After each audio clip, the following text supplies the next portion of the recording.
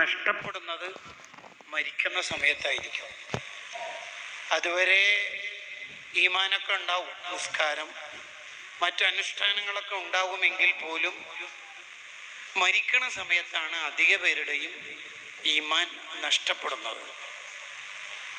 ഒന്നുകിൽ ഈമാൻ നഷ്ടപ്പെട്ടിട്ടുണ്ട് എന്നുള്ളത് മരണത്തിന് മുന്നേ അടയാളങ്ങളായി കാണും, അല്ലെങ്കിൽ മരിക്കുന്ന സമയത്തുണ്ടാകും, അല്ലെങ്കിൽ മരിച്ചതിന് ശേഷം കുളിപ്പിക്കുന്നവർക്ക് അല്ലാഹു കാണിച്ചു കൊടുക്കും, അല്ലെങ്കിൽ ഖബറടക്കുന്ന സമയത്തായിരിക്കും ആ ദുരന്തം കാണുക.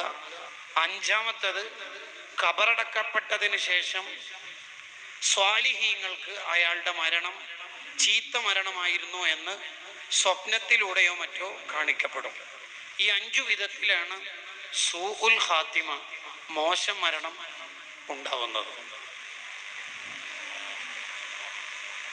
മോശം മരണം ഉണ്ടാവാതിരിക്കാൻ എന്താണ് നമ്മൾ ചെയ്യേണ്ടത്? 2 കാര്യങ്ങളാണ് ചെയ്യേണ്ടത്. ഒന്ന്, എപ്പോഴും നല്ല മരണത്തിന് ദുആ ചെയ്യുക.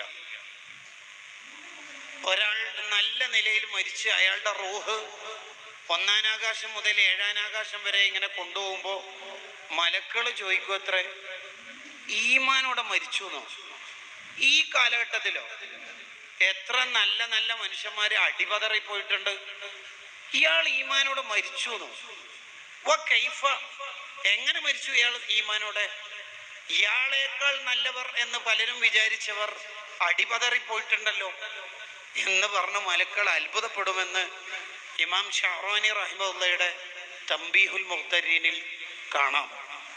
അല്ലാഹുവേ, നമ്മുടെ എല്ലാവരുടെയും ആഖിബത്ത് നിന്റെ അപാരമായ കൃപ കൊണ്ട്, നിന്റെ റഹ്മത്തുൽ ലിൽ ആലമീനായ മുത്തുനബി സല്ലല്ലാഹു അലൈഹി വസല്ലം തങ്ങളുടെ ഹക്ക് ജാഹ് കൊണ്ട് നമുക്കൊക്കെ നല്ല മരണം നൽകണേ റഹ്മാനെ. ഇവിടെ കിടക്കുന്ന മഹാന്റെ ബർക്കത്ത് കൊണ്ടും നമുക്കും നമ്മുടെ അഹ്ലുകാർക്കും അല്ലാഹു ആഖിബത്ത് നന്നായിട്ടുള്ള മരണം നൽകുമാറാവട്ടെ. അത്യാദി തെറ്റുകുറ്റങ്ങളിൽ നിന്ന് പരമാവധി മാറി നിൽക്കുകയും, ഈ തെറ്റുകുറ്റങ്ങൾ എല്ലാത്തിൽ നിന്നും മാറി നിൽക്കുന്ന പോലെ തന്നെ പ്രത്യേകിച്ച് ഈ തെറ്റുകുറ്റങ്ങളിൽ നിന്ന് മാറി നിൽക്കണമെന്ന് ഒരു സ്ട്രോങ് ഡിസിഷൻ, ഒരു ഉറച്ച തീരുമാനം നമ്മുടെ മനസ്സിൽ ഉണ്ടാവുകയും ചെയ്താൽ തീർച്ച രക്ഷപ്പെടാൻ കഴിയും.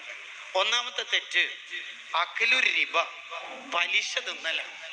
പലിശയുടെ ഒരു പ്രശ്നം എന്താന്ന് വെച്ചാൽ, അള്ളാഹു യുദ്ധം പ്രഖ്യാപിച്ച ഒരു ടീമാണ് പലിശയുമായി ഇടപെടുന്നവർ.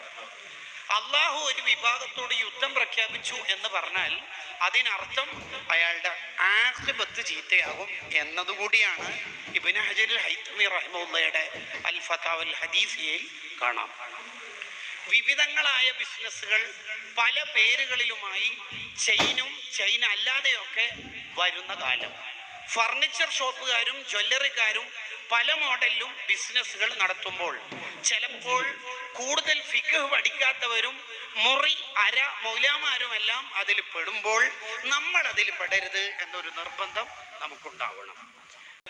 ഈ കിതാബിന്റെ ബർക്കത്തുകൊണ്ടും ഇവിടെ കിടക്കുന്ന മഹാന്റെ ബർക്കത്തുകൊണ്ടും നമുക്കും നമ്മുടെ അഹ്ലുകാർക്കും അല്ലാഹു ആഖിബത്ത് നന്നായിട്ടുള്ള മരണം നൽകുമാറാവട്ടെ.